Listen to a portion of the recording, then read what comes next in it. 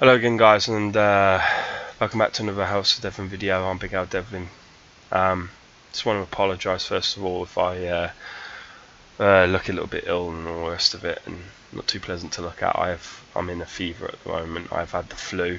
I'm coming towards the end of that flu, and so new videos, new content stuff, new interactions with comments and stuff which I haven't been able to look at will be occurring very soon. But I'm very eager to continue our series on the discussion of the runes, because even though I've not been able to talk on the videos because I did actually lose my voice completely until a couple of days ago, until actually really kind of yesterday really, but really the reason why I want to talk is because even though I've not been able to talk,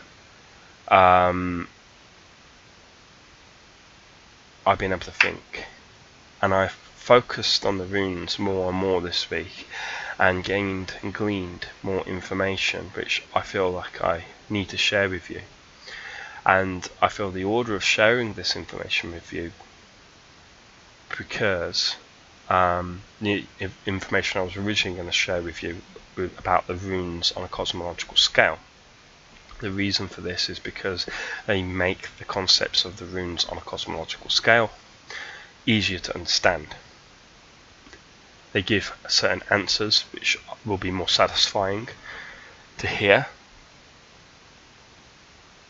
and will give you a greater understanding of concepts of paganism that you already will be familiar with, whereas the cosmological aspects go quite advanced and you may not be ready for some of the later stages of what the runes talk about, and they may not make sense. You may not like the video, but at least this preps you at least for the first elements of the runes that I will be talking about. But here we go. I'm going to try and keep focused because I'm very tired, very ill, and I don't have the energy to be able to do too much more. And secondly, on top of that, I'm having computer issues with crashes happening every now and then, so hopefully the computer holds out. My computer's ill as well as me. Okay, so let's first of all establish what we know. As pagans, we know that we have a flow of fate that flows in a cyclical manner through the tree of exisit. Okay, that is the tree of cosmos, or the tree of life. Okay, fate runs through its roots into the trunk of the tree, into the leaves, and then it forms dewdrops on the leaves, where it then returns back into the basins such as the well of Earth and collecting points such as that, and then it goes back into the roots and cycles around like this. That's how it's sort of traditionally portrayed.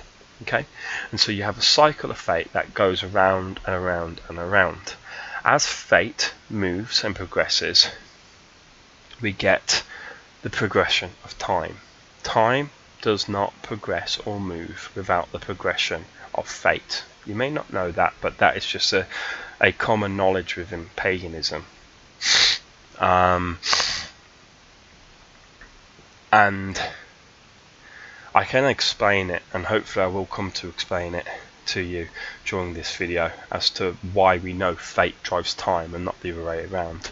There is logic behind it, there is knowledge behind it, and I may have to reference a certain rune which certain runes which I haven't got prepared notes for but I will try to do my best.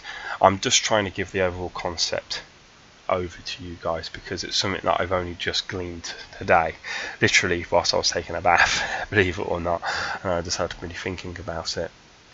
Once time starts moving, time then gives definition to the creation and destruction cycle. That is life. Okay, so the last cycle we often call life, but as you look at the cycle, you can, if you stopped at any point in time, you could cut that cycle and do a pie diagram of it, and most of it at the point in time we are at the moment will be creation, and there'll be some destruction. Okay, if you were to go forward in time, most of it would be destruction, and only very little of it, if any of it, will be creation. And then if you were to go to the beginning of time, obviously all of it would be creation virtually, with very minor elements of destruction. Okay, and so we know that life is formed out of both creative and destructive processes. Everything that is creative or has been created either in the moment of now, in the moments, all the moments of the past and all the moments of the future, anything and everything that has been created is life. And that is why pagans believe that everything is life. And that everything as a result is magic. Everything is living or has some form of life essence attached to it to some degree, because it is part of the creative process. If it is, as long as it's not a destructive process. If it's been created by a creative process, it has creation within it until ultimately it then begins to be destroyed and go through entropy and things like this. And so if you were to look at me, obviously you know that I am a life being, a life form.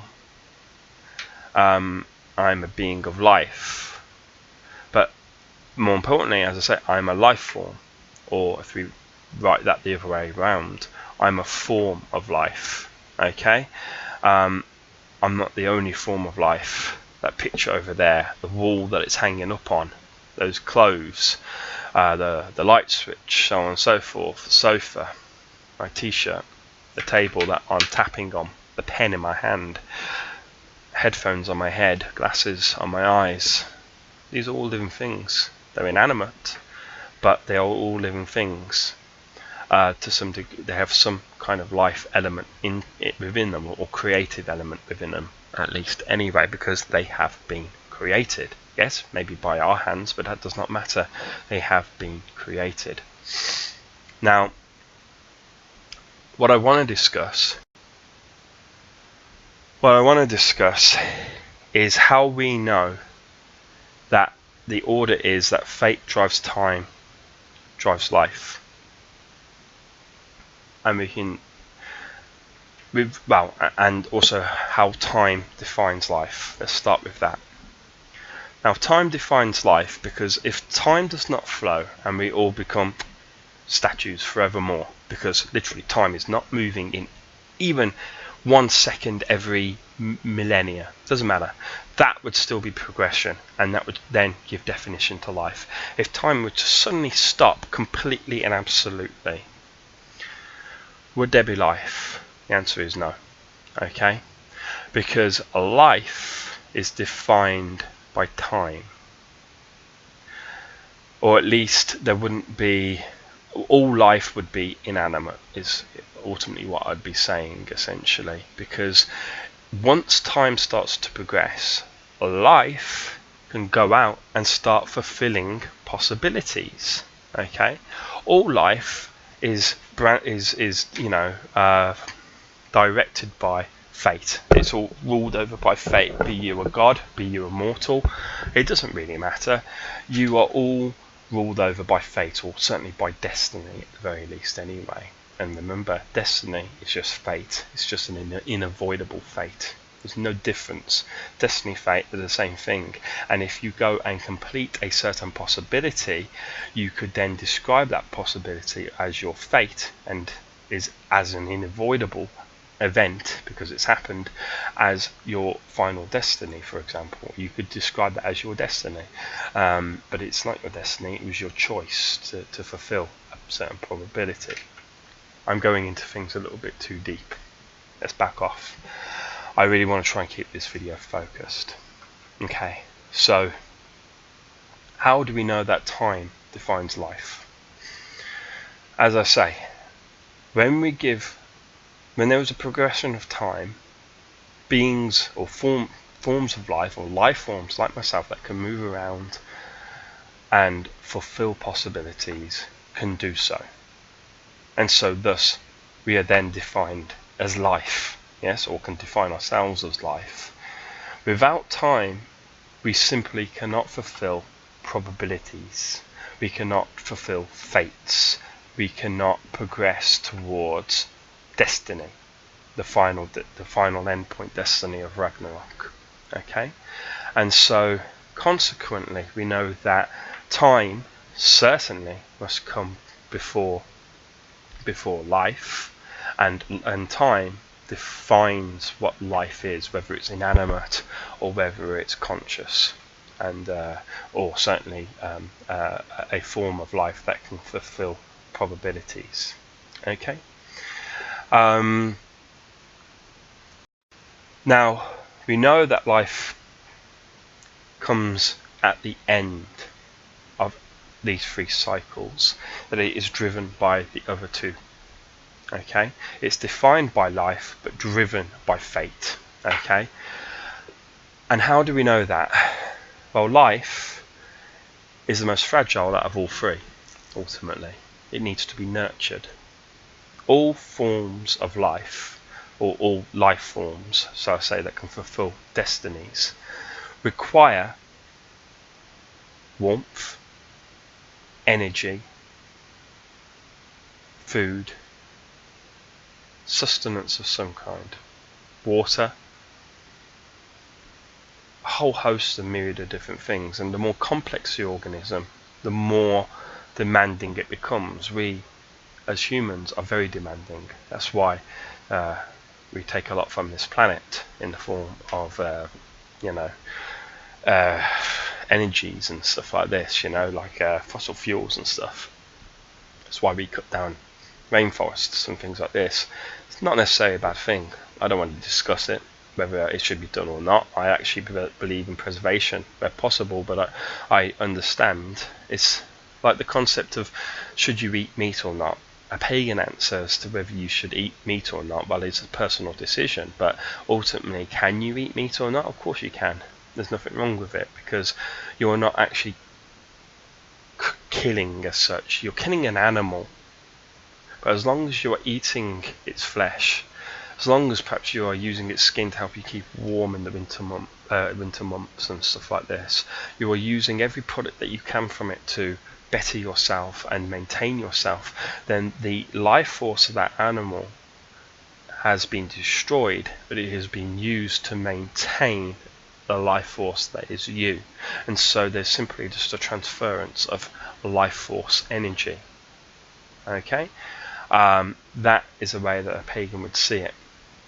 And it's the same with building materials and things like this. Cutting down a tree to build a house out of wood, or the elements of the house, out of the wooden elements of a house, wouldn't be destructive, because you are providing shelter, an essential thing for life forms like ourselves. You're providing shelter, and thus that tree, yes, is being destroyed, its life force is being lost, but not being lost, but converted then into another form of life force. And so you can answer these sort of life moral decisions through paganism quite easily. Yes, they can be done, but but remember, destruction must always be done in moderation. Creation must always exceed destruction. Otherwise, when destruction starts to exceed creation, that is your progression point towards Ragnarok. Okay, so you must create more than you destroy. That's the ultimate answer that paganism can give on any particular topic, whether it be food, whether it be the rainforest, so on and so forth. Okay, now what I'm trying to say, however, is that life forms are fragile. Okay, and the energy that we can use is only a certain type of energy. We can't, yes, plants can use sunlight to live off, but eventually the sun will die. We can eat plants and we can eat animals, but again, they will one day die. When the plants die because there's no sun, well, we'll die anyway because we'll freeze to death, but also we'll run out of resources. Okay, we might be able to go underground for a period of time or form spaceships and go elsewhere, but eventually we will run out of resources because there is a finite amount of resources within the universe to sustain life with. The ultimate endpoint of the universe, mathematically speaking, is through entropy, is zero energy. Everything will reach what is called absolute zero. It's actually very, very, very similar to Ragnarok in the sense that there will be a long winter essentially, but it will become so low in energy, the universe, that there will be no stars. There'll just be lifeless rocks floating through the void that maybe were once planets, meteorites, things like this. And so we know that to be a reality within this material universe that we live in, this material reality. And so we know that life is finite, doesn't last forever. There's only a finite amount of resources to keep life going. Okay, sooner or later life will die, and we know this anyway. We know that even gods themselves will one day come to death in Ragnarok. But that's my just arguing the point that we know that life is finite. Time's only created for the flow of fate. So if fate were to stop, time wouldn't exist. Okay? And the reason that time and fate are so inexorably linked in that manner is time is a progression of events ultimately, and that's why or how it can lead to the definition of life. If you were to take away progression of events, progression of anything, take away the possibility of anything happening, then time cannot progress, it cannot move, because it needs a progression of events. And to fulfill a possibility, you need fate. If you look at the stones, you need all the first 8 stones as well, the first 6 stones really, okay, and maybe the first 7. Okay, first 7 runes, you need them to fulfill any particular probability. Fate fulfills probabilities. That is what fate is. It's a driving force that fulfills probabilities. And by driving and fulfilling possibilities, it actually then creates as a byproduct the flow of time. So fate doesn't directly drive time onwards, but it creates the progression of time by doing what it's trying to do, which is fulfill all the probabilities that are out there. Okay?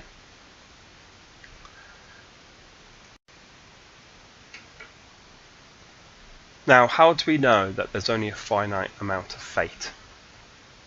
That there is an infinite amount of fate at the beginning of the universe to fulfill an infinite number of probabilities? Well, the reason we know this is simply because we know that there is literally only a finite amount of time. As the energy in the universe gets less and less and less and less and less and less and less, fewer probabilities are fulfilled, because there are less life forms out there, there's less life out there, or at least life is incapable of doing stuff. And not all probabilities are fulfilled by life, but a good amount are. But time itself will also then just almost kind of just come to a stop. And so we know that time really is finite. It has a beginning and it has an end, just in that manner. And so if what creates time was infinite, time would never stop. But time does eventually stop. Eventually, and after a long, long, long time, time will eventually stop. And it stops because no more probabilities can be fulfilled. So we know that there is simply no more fate in the universe. There are no more probabilities. Even with the recycling effect, there are no more probabilities to fulfill.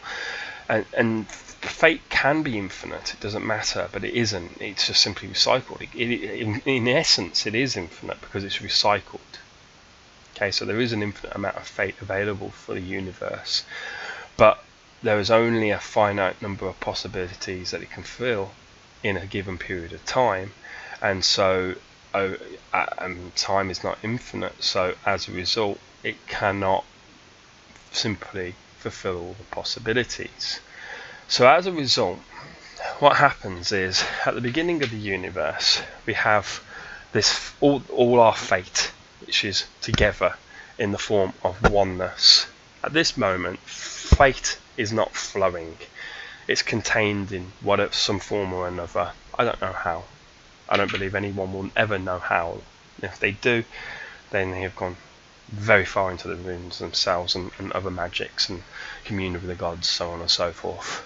But at the beginning of the universe, there is so much fate, it's unbelievable, but it's all together in the form of oneness. One entity, one corroboration of fate. And it's this oneness that's important. As we have this oneness, we have almost an infinite amount of probability, because as I say, it doesn't matter whether we have an infinite amount of fate or a finite amount of fate. We have a finite amount of fate, but if you recycle the fate in 100% an efficient manner as it is, then it doesn't matter. It's essentially an infinite amount of fate. And so from here we have an infinite amount of fate, an infinite amount of potential to fulfill any possibility that may exist. And so outside of this, oneness starts to be created, almost an infinite set of probabilities. There is an infinite set of probabilities for fate to fulfill. Okay, and it's basic math anyway. I mean, you hear that in physics. For every action there's a reaction. Yes, that's true. For every action there is a reaction. But in paganism, after the action, so for every action there is a reaction. After the reaction there is a whole host of then consequences. You have to think about the consequences of that reaction, and that consequence is the propagation of multiple pathways that can then be thus taken. And so as you go throughout time, you create more probabilities. And so if there's not an infinite amount of probabilities at the very beginning, there certainly is by the end. And fate simply cannot fulfill all these possibilities. It's impossible for it to do so unless it's given an infinite amount of time and an infinite amount of fate. As I say, we don't have an infinite amount of time, and we have a finite amount of fate, which could be considered infinite in the way that it's recycled. But regardless, we have a deficiency somewhere within the system. Okay. Now at the beginning we have all this potential, okay, and this is represented with the rune Fehu, okay, but potential almost, or the intention for all this fate to fulfill possibilities. But as long as it's held together in oneness, then nothing will ever be fulfilled. But the potential will always be at its max, almost infinity, almost. It's like holding up a heavy weight. If you can hold that weight there and keep it there, you know, maybe you hammer it into the wall or whatever, that weight has what's called potential energy when it's raised off the ground, because gravity is constantly pulling down on it almost, okay? But the resistive forces keeping it upright are more than enough to keep it in place. As soon as you remove those resistive forces, that weight will come crashing down towards the ground. If you're on planet Earth, that is, it will come crashing down towards the ground, towards the centre of gravity. Okay? And in doing so, the potential energy that it once had is then transformed into kinetic energy, possibly auditory energy, sound energy, heat energy as it goes through the air, it begins to warm up, and then sound energy as it hits the ground, it makes a big clattering noise, for example. Okay, and so this is how we see the now in the entire system that I've just described, no energy has neither been created nor destroyed. The same amount of energy in the system at the beginning as there is the end, and it's almost like this here. Fate is here, and it has all this potential, all this energy, but it only has a finite amount of energy ultimately, because there's a finite amount of fate. We know that. Even though it can be recycled, it's still a finite amount of fate, a finite amount of energy. But because it's nature, it's what happens is, for some reason, that supporting arm that we were talking about which keeps fate back or keeps the weight upright, is suddenly removed. Fate all of a sudden is presented with the infinite amount of possibilities that exist within the universe itself. Probabilities that fate may have even created itself as a potential energy in that sense. But fate must then fulfill these probabilities. That is what fate is for. It is a driving force that must flow. It must flow, just like when the weight comes crashing down to the ground. It must do it because simply gravity just has to fall, because that's what it does. Fate is almost the same thing. It has to fulfill these probabilities, and in doing so, because there is always intention behind fate. Fate is not completely inanimate. It has intention, and its intention is to fulfill probabilities. And you can learn that from the runes. And so once you release whatever is holding fate back at the beginning of the universe, fate will suddenly separate itself.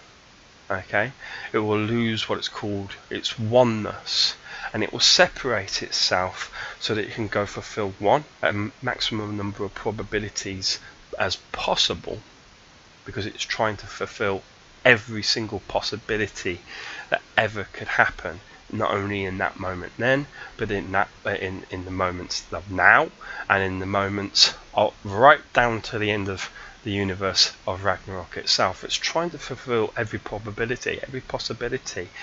It's trying to do an impossible task, but because that's its intention is to fulfill probabilities, it has to keep trying.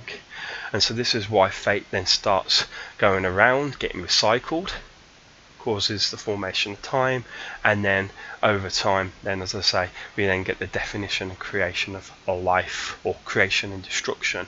Because bear in mind, creation and destruction, this would also incorporate the stars being born, the planets being born, long before any life forms such as ourselves existed.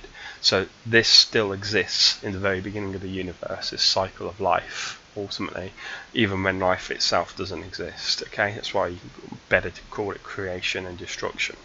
Okay, but then fate, as it's going forward, is trying to fulfill all these probabilities, as I say, and it's failing, but it's trying.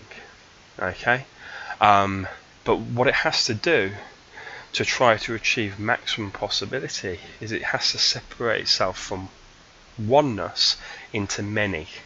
Okay, and each individual element of fate could be called a self, S-E-L-F, self. And if this one's a self, in reference to self, the others are others. So your self and other equals oneness once you take them all together. Okay?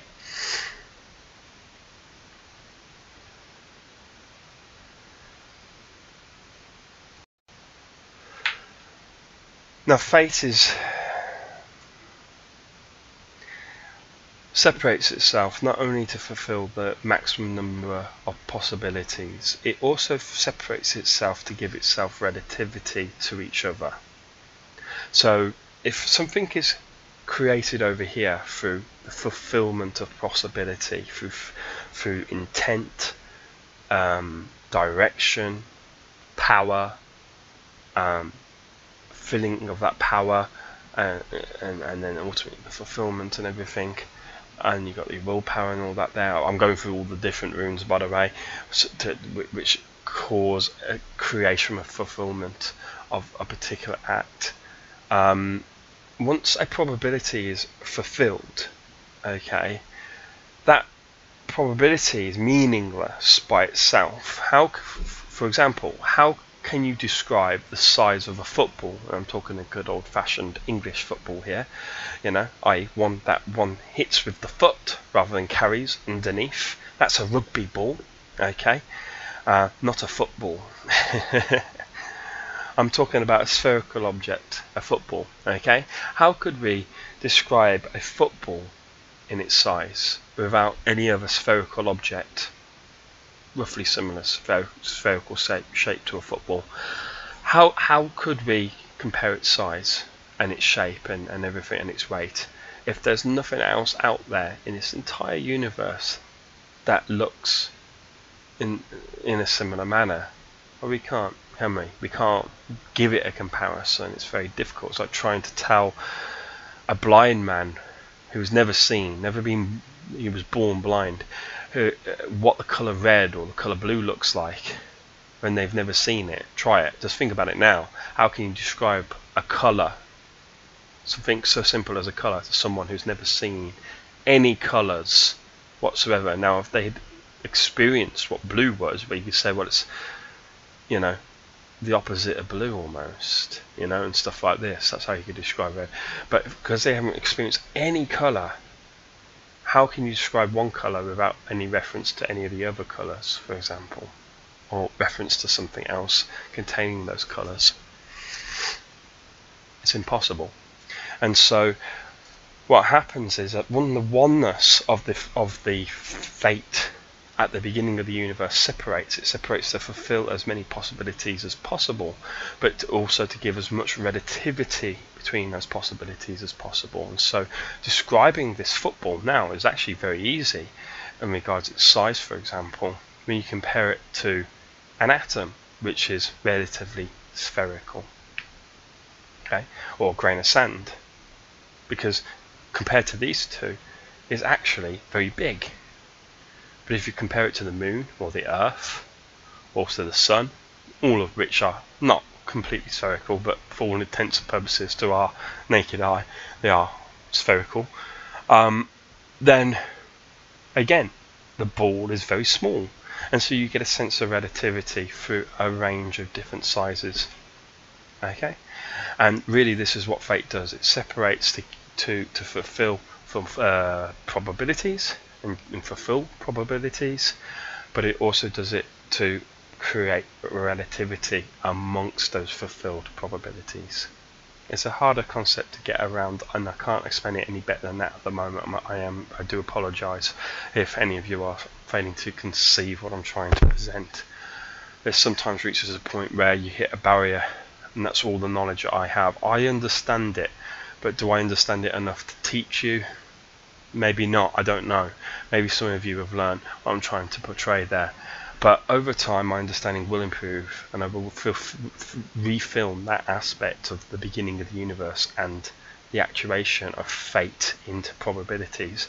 I will try to describe that, but it will require further focusing on my part to do so. But I hope as a start there that helps. But I hope you can see now as a reason why fate exists as a cycle, because it must be recycled through the tree of Yggdrasil, and as it cycles around, it creates time, because as things are achieved, there's progression of achievements, of fulfillment of probabilities.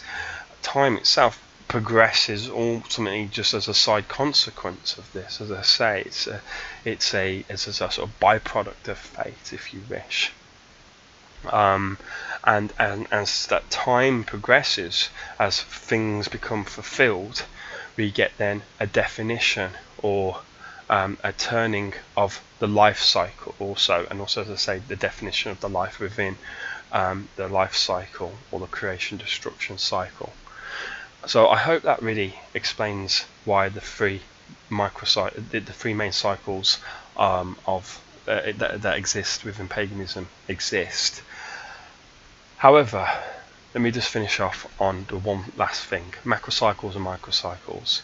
So what we've seen here could be a microcycle or a macrocycle. It doesn't matter. It could represent the universe as a whole, the life of the universe going from birth to death to rebirth once again. Because the thing is, the thing about fate is, once it hits the end point, it will not have achieved all the infinite possibilities it could have created. It will have failed in its task.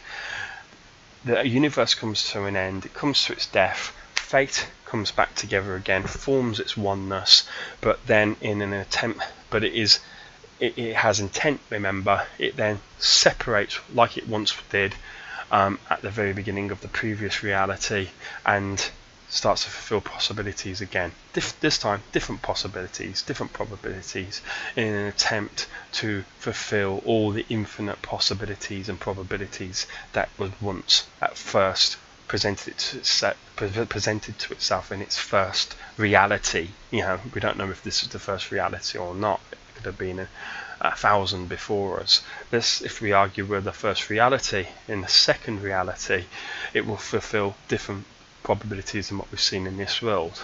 Maybe minor changes, could be very significant changes, it doesn't matter, but ultimately what we see on the other side is still guided by life, because of course some life will exist and go through to the next reality.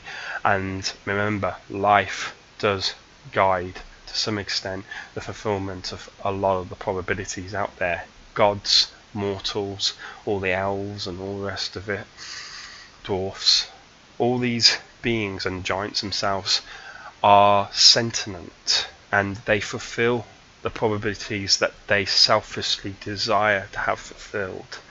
And so if you have these entities exist, and because some will exist, some will right from the beginning of the universe, ultimately to some extent within the spiritual realms, these beings will have a shaping of the universe right from the very go, and as a result, the reality of the next universe will actually be sort of made in the image of the reality of the previous universe, or reality, should I describe, because of course the universe is a material realm. Just beyond the universe are the spiritual realms, and that together forms the entirety of reality. I hope I've done justice there in describing ultimately what is going to be this is not discipline, destiny. Okay, the destiny is that once the universe is born, it will eventually die, because there's some deficiency of time ultimately, but there's a deficiency of fate, there's a deficiency of the ability of fate to fulfill possibilities, and when it stops being able to fulfill possibilities, time itself will slow down and stop, and ultimately then we'll have the ultimate end of everything. That is how the universe ends in essence. Okay, and during that time Ragnarok will start to begin, because destruction will exceed creation. Okay, as we get nearer and nearer to that point. But it is at that point, as we see, that we see a reciting of everything, because fate, when it realizes there are no possibilities to be fulfilled, returns to itself of oneness that it once achieved at the beginning of the universe, and then fragments and starts fulfilling possibilities again, which are created just by the potential energy of the oneness itself. Okay, now that oneness may need to be contained for a certain period of time to start, creating all these possibilities once again, and maybe that's the process of, the world being, the recreation process sort of could take some time. I don't know, or it could be instantaneous, but regardless, it's inevitable. Now,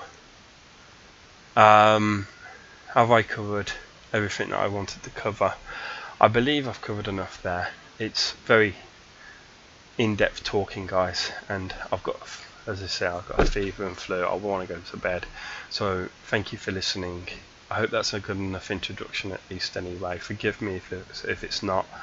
I'm still teaching myself. To teach others, that's quite hard to do, especially when you're sweating your balls off and it's absolutely freezing and you're sweating regardless.